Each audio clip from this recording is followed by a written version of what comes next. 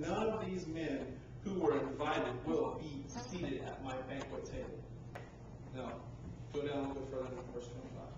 A large crowd had been traveling with Jesus, and Jesus turned to them and said, if anyone is to come after me and does not hate his father, his mother, his wife, his children, his brother, his sister, yes, even his own life, he cannot be a disciple of mine. And anyone who does not carry his cross and follow me cannot be my disciple. Guys, listen to this. Listen. Jesus has called all of us into this wonderful, marvelous thing called the Christian life, and to this thing called eternal life.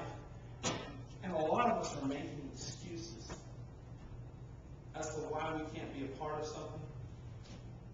Jeff goes out and says, come to Bible study, do this, come to you, go to church, come to this mission event, go with us on this mission trip, go with us here. And he's inviting, he's begging, he's pleading with you, please come with me.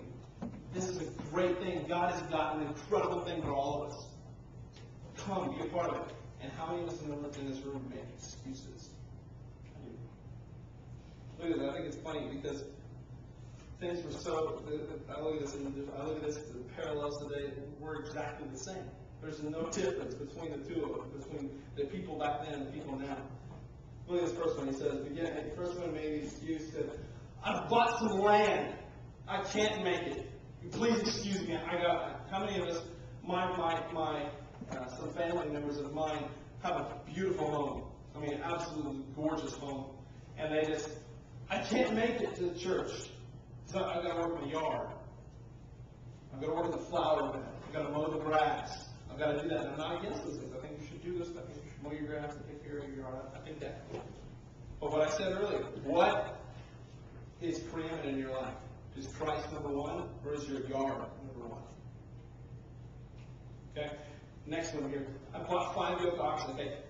They didn't have cars back then. And they didn't have all these different doodads and iPhones and all these different things. We think, bought 5 yoke oxen. What the heck's that? How many guys drive? Do you? Get your car. I mean, the first time you got that car and you pulled the driveway, there it was. It may have been 1979 Camino, but that baby was shining. It's beautiful. You get in and you're driving it and you love it. It's freedom. Every one of the guys in my church who when they turned 16 and got their license, left. They were done with church because they had to get a job so that they could pay for their car. Which I'm not against you having a job. You should have a job. But if that job takes you away from study of the Scriptures, fellowship, worship, that's a problem. That's a problem, guys. And it's not me saying this, this is the Scriptures. I think you should work. But I think you should put Christ before anything else. And Jesus says, if you don't do this, if you don't do this, you can't be a disciple of this. He's saying here in the Scriptures, if you don't pick up your cross, you don't deny yourself, you don't die to your selfish interest, you're wasting your time. You're wasting all of your efforts and energies. Because there's going to come a point where you're going to stand before God. And in Matthew 7, this is not in Matthew 7 where it talks about the man who stands before God and he says, I did all these good things. A lot of us in this room, statistically, by the time you're a freshman in college, 73% of you are out, are done with church. You think you're saved still. I'm not saved. I'm good to go, man. Why? Because you made some profession of faith that can't? There's no fruit in your life now? Come on, guys. Think about this. This was me. I went to church camp my entire life. My dad's a Southern Baptist preacher. Heck yeah, man. How many times I went down in front?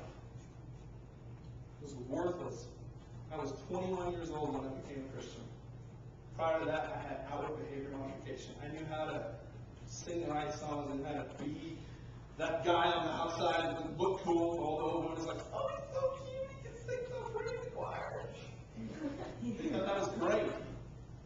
But I was inwardly full of dead men's bones. I was not say, I wasn't saying this